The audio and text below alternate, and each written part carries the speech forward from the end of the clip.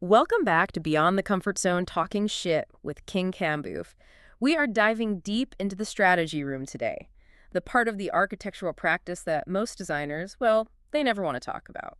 Yeah, but it dictates whether the firm survives or starves. Exactly. That's right. We are tackling the core business engine, focusing on the architectural records and professional practices of the services of King-Kambuf's Architecture Design Studios issue 10. PcM, Business Development and Winning Work. Oh, okay, so let's start by grounding this for everyone listening. When we say PCM, what exactly are we getting into? PcM stands for Practice Management, is the segment of the Architectural Registration Exam, the ARE, that it specifically tests your ability to protect the firm. Protect the firm. Right. This isn't about design aesthetics. It's about contracts, insurance, operations, and critically, for our conversation today, how you strategically acquire work while minimizing liability. So our mission today really is a deep dive into the source material here to just rip the Band-Aid off the myth of winning work. This isn't about luck or, being charismatic at a party. This is about disciplined business development. Networking, RFQs, RFPs, interviews, all of it. The long game relationship building. Yeah. And the core insight we're pulling from the sources here is just fundamental to protecting your practice. Winning isn't truly winning if the work is, mathematically flawed from the get-go. Mathematically flawed. You have to analyze the risk, not just celebrate getting the job. I mean, if the fee is thin, if the scope is totally unclear, or the client just seems like a high claims risk down the line, you haven't won. You've bought a liability. You've bought a liability. Yeah. That's it. So we're focusing squarely on practice methodologies, business operations, and risk development as they apply to getting clients. Let's unpack that core tension right away. For a lot of architects, especially, younger designers, business development, or BD, it just seems intangible. Yeah, like some kind of secret handshake or an art form. Right. But the sources are crystal clear on this. For a professional practice, BD can't be intangible. It has to be a repeatable pipeline. A measurable system. It has to be. If your firm's entire future relies on the principle, networking their way into random opportunities, you're just operating with volatility. Not strategy. Not strategy at all. The sources actually define 6 distinct structured stages that build on each other. And really, understanding this pipeline is foundational to practicing sound PCM principles. Okay, so let's slow this down and walk through those 6 stages. Not as just a checklist, but as a sequence of, managing risk and opportunity. Stage 1 is positioning. Positioning is your firm's DNA. It answers the big questions. Who do we serve? What are we actually known for? And maybe more importantly, what work do we turn down? Exactly. If you fail at positioning, if you just try to be everything to everyone, you generate ambiguity. And that ambiguity leads to really high acquisition costs later because you're constantly chasing work outside of your core specialty. And the better you position yourself, I imagine, the easier it is to get to stage 2. Visibility. It makes it so much easier. Visibility is that persistent effort. It's where you build relationships, where the firm publishes thought leadership or establishes a community presence through, speaking, teaching, civic involvement. It's a constant drip feed. It is. It's about being relevant all the time. It's not about sending out a press release when you win an award. It's about being known as the expert in a specific niche before the job even exists. Then we get to what feels like a critical gate. Pursuit. This is the decision stage. This is the moment you ask, do we invest thousands of dollars and hundreds of staff hours into this opportunity? The gonna go. That's the gonna go filter we're going to analyze in depth. It requires an immediate assessment of your proposal strategy, your resources, and who you decide to team up with. A firm with poor positioning and low visibility, well, they'll just say, go to everything. Which is a guaranteed way to bleed resources. Absolutely. Then, if you're shortlisted, you hit stage 4, which is selection. The interview. The interview is a huge part of it, but it also includes formal reference checks and how they evaluate your proposal. How did the team perform? Did they show those 4 essential qualities the owner is buying? Confidence, control, communication, and trust. And what is the clear, documented reason you're different from the competition? And then the moment of victory, or maybe more accurately, the moment the hard work begins, conversion. Yeah, that's right. Conversion is the contracting phase. It's the meticulous alignment of the scope, the deliverables, and the fee. Making sure you can actually make money. This is where you ensure the fee is adequate for the complexity and the risk you're taking on. If you drop the ball here and accept a terrible fee or a really ambiguous scope, you've instantly undone any profitability you might have had. And that brings us to the final stage, which is really the engine itself, retention. Retention is everything. It's repeat work and referrals. I mean, if you manage the first 5 steps correctly, you delivered what you promised, you manage risks proactively, you maintain strong communication retention is the natural outcome. And it's the lowest cost, highest profit outcome. By far. It's the single most valuable component of the pipeline. It gives you stability. I love how you frame this because it brings us directly back to that PcM angle on risk. Can you separate your marketing effort from your business risk? That really seems to be the core question here. It absolutely is. So many firms confuse busyness with success. The goal isn't just winning, it's winning profitably and safely. Right. Think about the cost of that liability. If you win a job through a poorly structured pursuit, let's say you undercut your fee by 15% and you accepted totally unrealistic contract terms, you haven't even covered the cost of chasing the job, let alone generated any profit. You've just guaranteed that your firm will spend the next 2 years climbing out of a financial hole. And managing elevated claims risk the whole time. So the pipeline isn't just a sales tool, it's a risk filter. It sounds like pursuit and conversion are the really critical gatekeeping stages. Precisely. Pursuit is where you assess the external risk, the client, the terms, the schedule. Conversion is where you formalize the internal risk, the scope and fee alignment. A lack of discipline in either of those stages guarantees the job becomes a financial and professional liability that just consumes your team. It sounds like this systemization, it removes the emotional need to win, It does. and it replaces it with documented criteria and professional procedure. And that's why retention is the real profit driver. Repeat work costs dramatically less to acquire, it requires less negotiation, and it builds on an established relationship of trust. It's the highest return on investment in the entire process. Most of the professional world talks about getting new clients, but the source material really hammers home that sustainable firms, the ones that make it through recessions, they focus inward first. They have to. Let's visualize this using that 3-ring model diagram from the sources. It's a fantastic way to chart a firm's market reach. Yeah, this visual is essential for strategic planning because it quantifies the value of different relationship types. It's based on, how likely you are to convert them and how much it costs to do it. Ring 1, the bullseye, is your established relationships, current clients and active collaborators. These are the people you just finished a project for, the consultants you rely on, people who already know your method, your process, your reliability. Ring 1 is paramount. It has the highest conversion rate, sometimes over 80% if you nurture it correctly, and the lowest cost of acquisition. It's usually just the time it takes to make a check-in call or send a relevant update. Nurturing Ring 1 dramatically reduces your firm's reliance on the expensive, high-risk stuff in the outer rings. It's a stable, sustainable workload. It's the definition of it. Okay, moving outward, we hit Ring 2, warm prospects. These are people who know your firm's work but haven't hired you yet. Maybe they saw you speak at a conference, they follow your blog, you met them at an event, or, importantly, they were referred by a Ring 1 client. So the heavy lifting is already partly done. Exactly. They know and like you. So they are much more receptive to that specific invitation when the time comes. And that leads us to Ring 3, the dreaded cold market. Ring 3 is where volatile firms live. This is responding to public RFP lists blind, sending unsolicited proposals, the classic spray and pray methodology. You have no relationship. No relationship, no established trust, and the cost of pursuit is maximal. The conversion rates here can be below 5%. That's fascinating, but wait a second. If retention, Ring 1, is so valuable, why do we see so many successful firms still investing heavily in mass marketing or chasing those Ring 3 RFPs? Is that just a necessary cost of business? That's a crucial question. The successful firms use Ring 3 strategically, not as their primary source of work. Okay. They might target a single high-profile Ring 3 job if it offers immense strategic value like entering a new city or a high-growth sector. But the mistake most firms make is relying on Ring 3 because they fail to consistently nurture Ring 1 and Ring 2. So it's a fallback, not a strategy. For most, yes. The sources reinforce that the most effective BD spend is on client retention and targeted outreach. Chasing Ring 3 should be audited as a necessary loss leader, not the default way you operate. So if nurturing Rings 1 and 2 are the highest ROI activities, how do we, operationalize that?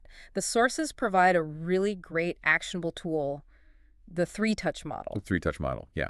It imposes discipline and ensures you aren't immediately transactional. It fundamentally shifts the focus from asking for work to providing value. This is how you build Ring 2 systematically. Walk us through touch number 1. Okay, touch hashtag 1 is the value forward introduction. This is purely informational relationship building. There's no immediate ask.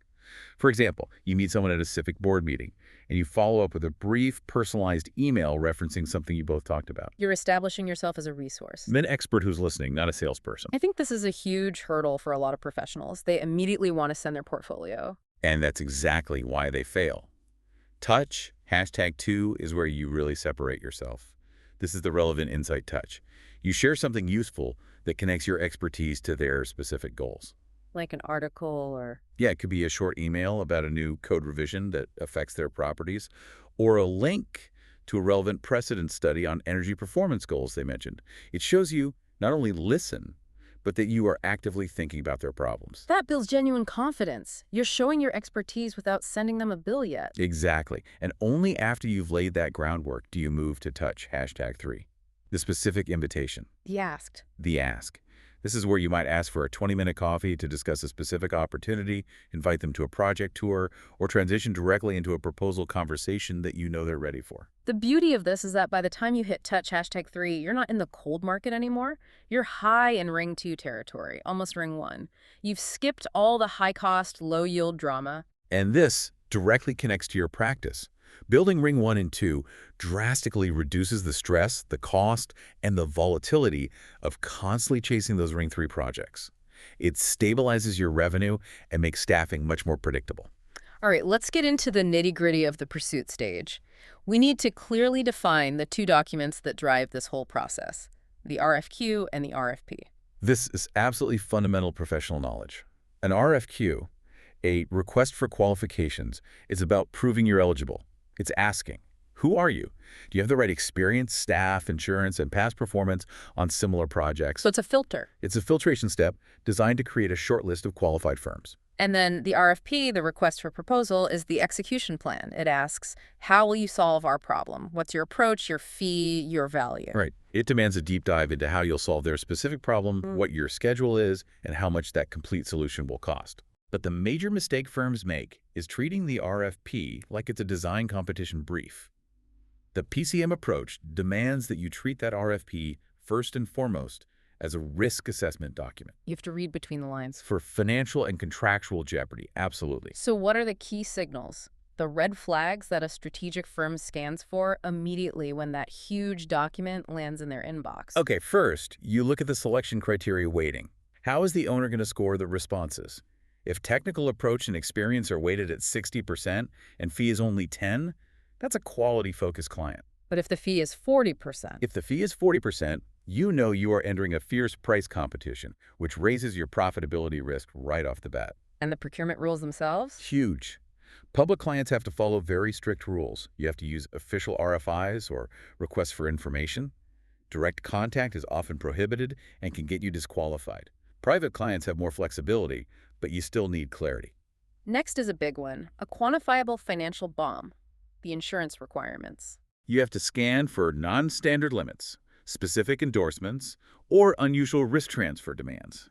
If they require liability coverage that's double your standard policy, that's an immediate quantifiable cost and risk increase. You have to budget for that. You have to budget for the premium increase or negotiate it down before you even submit. Okay, the classic red flag. Schedule realism. I've seen this so many times. A client demands design and permit issuance in 5 months for a complex building in a tough jurisdiction. What does that actually mean for the firm? It means staff burnout. It means increased errors because you're rushing QA checks, and it leads to a higher claims risk. A compressed timeline often forces you into fast-track permitting fees, which have to be clearly defined in your scope and fee. And if the owner hasn't budgeted for those fees, The schedule is impossible, and your firm will shoulder the financial and legal risk of the delay. finally, we have to look at client behavior. Are they changing requirements mid-RFP? Are they asking for scope revisions after the deadline? Do they have a reputation for being litigious or for shopping fees around? Those behavioral red flags feel like the most important qualitative measure. They are. A well-written contract can't completely save you from a fundamentally toxic client relationship. If they're difficult during the pursuit, they're going to be impossible during construction. This whole systematic analysis is what feeds the documented go-no-go filter.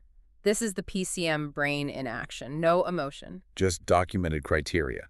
The decision has to be structured and documented based on 5 core criteria. Okay, what are they? 1. Fit. Does the project type, delivery method, and location align with our expertise? If you specialize in wood frame residential, pursuing a massive steel frame public project is a poor fit. Introduces unnecessary risk. Exactly. 2. Capacity. Do you have the staffing bandwidth without cannibalizing resources from your active, profitable projects? That's the cardinal rule, right? Never win a job you can't staff. Mm. You have to check your consultant's capacity, too. Winning a job only to delay active projects or burn out your key staff is a guaranteed path of poor performance and claims on multiple fronts. Okay, what's 3? 3 is risk. This synthesizes all those red flags we just talked about. The contract, the scope ambiguity, the insurance, the reputation impact. You should literally assign a risk score to the pursuit. 4, profitability. Is the fee adequate relative to the effort, the complexity, and the risk? And 5, strategic value. If the first 4 criteria are just marginal, does this job offer some overwhelming strategic benefit? Like launching into a new market. Exactly. Or it's a high visibility project that gives you great portfolio leverage for the next 5 years. This leads us right to the math reality check, the calculation that, frankly, it shook my belief system about how firms operate. Walk me through the financial conflict here. Okay, so this calculation proves that if your BD process is inefficient, you're losing money before you even sign the contract. Let's use the scenario from the sources. Yeah. Your target contract fee is $220,000, Okay. and you're aiming for a high net profit target of 12%, which is $26,400 in profit. So 26 grand is what you hope to keep at the end. Now, what's the cost of getting that job? We have to define that pursuit cost. Let's say it's $7,500. And that's not abstract. That's, 50 hours of principal time, 80 hours of staff time, writing and doing graphics, consultant fees, printing. It's a real sunk expense. And historically, this firm's win rate is 1 in 6, about 16.7%. Right. So step 1, expected cost per win. To land one of those contracts, you have to bid on 6 jobs. 6 pursuits times $7,500 each equals a total pursuit expenditure of $45,000. And there's the conflict. There it is. You just spent $45,000 to win a job that, if it goes perfectly, is only projected to yield $26,400 in net profit. You are in a negative position by $18,600 the moment you sign the contract. The system is mathematically flawed. It is. You're using billable time and cash reserves to chase work that is guaranteed to eat all your profit just because of the low win rate and the high pursuit cost. So the ARE takeaway here is critical. Unless your win rate improves, which means better positioning, better filtering, or unless the fee goes way up, the firm is busy, but it's not profitable. Every pursuit that doesn't pass that filter isn't just a lost bid. It's an authorized $7,500 drain on your firm's profitability. That's the mindset shift. Filtering bad work is often more important than winning marginal work. Okay, so moving past a proposal. Let's say we navigated the filters, we got shortlisted, and now we're at the interview. The source material is adamant that owners rarely hire just for pretty drawings. What are they actually buying in that room? They're buying assurance, they're purchasing risk mitigation, and confidence. An owner is hiring you to solve a problem that is likely the largest capital expense they'll undertake in years. They need to know you can deliver. Without schedule delays, without cost overruns, and without drama. They are buying confidence in delivery, clear risk management capabilities, communication and reliable decision support, and proof that the team can be trusted under pressure. But wait, we all know clients love iconic design. Are you saying we should spend half the interview talking about scheduling and budget controls and not the beautiful concept? You have to integrate them. Yeah. The interview structure should present the beautiful concept, but then immediately pivot to showing how your process ensures that concept is deliverable on budget and on schedule. If your process isn't sound, the drawing is just a fantasy. It's a fantasy that will result in a change order or a claim. The sources outline a 5-step structure that's designed to sell execution. Okay, let's hear it. 1. Restate the owner's problem in their language. Don't just regurgitate the RFP title. Show you get their core business challenge. For that civic library example, it might be, you need a high-impact community hub that respects the budget and can withstand the seismic risk delivered on time. Got it. 2. 2. Show a clear approach. Outline your milestones, decision gates, your internal project controls. It shows clarity and professionalism. 3. Prove team chemistry and defined roles. Introduce everyone and say exactly what they're responsible for. Clear accountability is essential. And 4. 4. Anticipate risks and show mitigation strategies. This is where you build massive trust. Proactively address the known schedule pressures, cost risks, or permitting hurdles, and immediately follow up with your specific plan to mitigate them. I like that. And 5.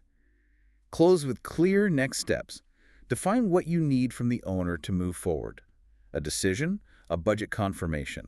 It establishes you as the professional leader who guides the process. Step 4 is brilliant because it turns the inherent risks, into a positive by showing you're prepared. It's the definition of being proactive. But this brings us to a critical ethical corner, a classic PcM liability trap. The problem of quiet promises. This happens when the owner, they're desperate for assurance and they ask a question designed to shift all the liability to the design team. Like, can you guarantee permit approval by June 1st? The standard of care response has to be ingrained in every professional. You do not guarantee outcomes that are outside your direct professional control. You can't control the city. You can't. We're responsible for the process delivering a complete, code-compliant permit application. We can't control the authority. Having jurisdiction staffing, their backlog, their process. If you say yes to that guarantee, you've moved beyond professional services and opened yourself to a negligence claim. So how do you manage that conversation? You don't want to just say no and risk losing the job. The professional, ethical, and risk-managed answer is to commit to the process, not the outcome. You say something like, we commit to delivering a permit-ready package to the city by X date. Based on our experience, we're projecting a 12-week review, but we'll initiate weekly checks to expedite that. We can't guarantee the city's schedule, but we guarantee our commitment to deliver the package ready for their review. So you define and document your assumptions. Committing to the strategy, not the result. The key rule is just, never promise what you can't control. We've covered the theory. Now, let's apply all this to the civic library scenario from the sources. It's designed to test this professional discipline. We've got an 18,000 square foot new build, public RFP, in a seismic West Coast jurisdiction. This project is a risk magnet. The pressure points are high. The aggressive schedule design plus permit in 5 months is almost certainly impossible. The classic iconic design versus a strict public budget. Right, they're always in conflict. Right. And you've got higher than standard insurance requirements and, crucially, ambiguous scope about required specialty consultants. So step 1 for the principal is always rapid intake and risk scan. Exactly.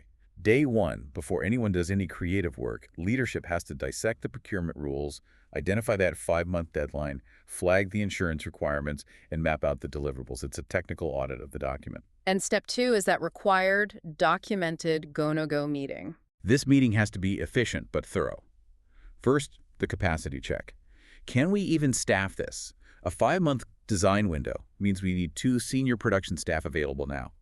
If we pull them from the active hospital project, that project incurs delays and potential claims. So if you can't staff it without hurting active work, it's a no-go. It's a high-risk no-go. Then you balance the risk. The ambiguous scope, high insurance, compressed schedule. This is probably a 4 out of 5 on the risk level. Then you do the strategic check. Does the high risk outweigh the strategic value? And the value here is potential repeat municipal work. Right, which is valuable. So you balance that high risk entry point against the long-term goal. But the decision has to be documented. Okay, assuming we decide to proceed, step 3 is the essential formal clarifications via RFIs. The request for information. This is the critical first action that legally transfers scope ambiguity back to the client. In a public procurement, this is mandatory. You have to submit written questions about every ambiguity you flagged. Like what? You ask about insurance. The RFP requires X million in professional liability, which exceeds standards. Can you confirm this is non-negotiable? And if so, will the contract cover the increased premium costs? Smart. Or scope. The RFP mentions civil, acoustics, and AV. Please clarify if these are part of the architect's scope and fee or if they'll be retained by the owner. Oh. That prevents scope creep immediately. And the schedule. And the schedule. The 5-month schedule mandates a 12-week permitting period. Please confirm the AHJ has agreed to this fast-track timeline or if the owner is willing to increase the overall design phase duration. These RFIs are not optional. They become part of the official record. And they clarify the scope against which the final contract will be judged. Step 4 is locking in a smart teaming strategy. Right, your sub-consultants. Given the seismic location and the compressed schedule, your choice of subs is critical risk management. You need experienced structural and MEP engineers who have a proven track record not just with the building type, but with that specific local authority having jurisdiction. People who can get things done there. People who can expedite permitting based on their relationships and knowledge of local quirks. And you have to check their capacity immediately against that 5-month timeline. Okay, so then we move to the proposal narrative, step 5. The focus here has to be controlled. Highly disciplined. The narrative has to be centered on budget and schedule controls, the things the owner actually buys. You propose a clear financial management plan. Milestone cost checks at 30, 60, and 90%. Clear decision gates for owner sign-off. The proposal sells certainty, not just visuals. And finally, if we're shortlisted, the crucial final step is the negotiation strategy. You negotiate before you celebrate. The interview win gives you leverage. You have to use it to align scope and risk. If the owner demands scope outside the base service or refuses to adjust that unrealistic schedule, the architect's obligation is to document the risk and propose alternatives. What kind of alternatives? Solutions that mitigate our risk. Phased permitting, breaking the project into distinct packages, or formally proposing an extended design duration with an adjusted fee to absorb the inevitable overtime. If the client refuses to adjust scope, fee, or risk, You have to be prepared to walk away. respectfully, yes. Right. The ultimate PcM conclusion is always the same. The best next step is to document the risk, clarify scope, and align services, fee, and terms before you commit. Professional discipline has to override the emotional desire to win. Okay, we've established that business development isn't just a sales function, it's an integrated risk management system for the whole practice. Let's review some key ethical disciplines using scenarios from the source material to really solidify this. Good idea. Let's start with ethics of gifts. During a selection process for a major civic project, an owner offers your lead principal VIP tickets to a big concert. Why is the immediate professional response to decline and document that offer? Because the rule protects the integrity of the procurement process. Especially in public work, any gift, no matter the value, can create a perceived or actual conflict of interest. So you just say no. The ethical and compliant action is to immediately decline or strictly follow the client's own internal rules on gifts, if they have them, and make sure that interaction is documented in your pursue file. You're removing any argument that the selection was influenced by undue favor. Okay, next. Scope discipline. We know scope creep is the silent killer of profitability. What's the single best thing to prevent it from starting in the first place? Absolute clarity in the contract documents. It's a detailed, itemized scope matrix and assumptions list tied directly to your fee and your deliverables. So it's not a handshake. Scope creep starts when the boundaries are fuzzy, when the client assumes minor revisions are free. A documented scope matrix clarifies what's in and what's out and what the process and cost for additions will be. It replaces the fuzzy handshake with the legal control. And the dreaded fee pressure. The client says, we love your team, but you need to match the lowest fee we got from firm X or we'll hire them. What's the proper non-liability creating response? You never immediately match a fee without a corresponding adjustment to your effort and risk. That's just professional malpractice. So what do you do? The right response is to re-scope your services to align the fee with the reduced effort and risk that lower fee can support. You present two options. For fee A, you get services A, B, and C. For fee X, we have to reduce scope to just A and B, and our assumptions about QA/QC time will be adjusted accordingly. And you document it. Crucially, you document the scope reduction and the client's understanding of the resulting risks in writing. You are aligning scope, fee, and risk always. That distinction is so vital. It turns a painful negotiation into a professional demonstration of value versus cost. It forces the owner to acknowledge the consequences of their decision. If they choose the lower fee, they have contractually agreed to receive fewer services, which mitigates your liability if the job runs into trouble later. I appreciate how clear the source material is on the test day tactics for PcM. When you're presented with complex choices, and they all seem plausible, the right answer usually involves 3 fundamental actions. Yes, the 3 pillars of defensive professional practice. You're always looking for the answer that promotes documenting decisions, communications, scope changes, assumptions. 2. Clarification, clarifying scope, fee, schedules, and responsibilities through official written channels like RFIs or contract amendments. And 3. Risk reduction, actively reducing the firm's liability exposure without violating ethics or the standard of care. Let's end this section by cementing those 3 core mantras that protect the practice. If you internalize nothing else, these are the rules. Mantra number 1, Never win a job you can't staff.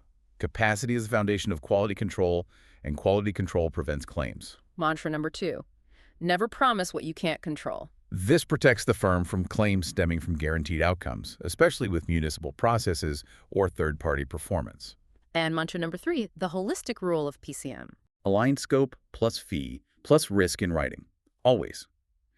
If any of those 3 variables are mismatched, the job is mathematically destined to be a liability. So we've analyzed the entire business development pipeline, from positioning all the way to retention. And shown it to be a disciplined, quantifiable system.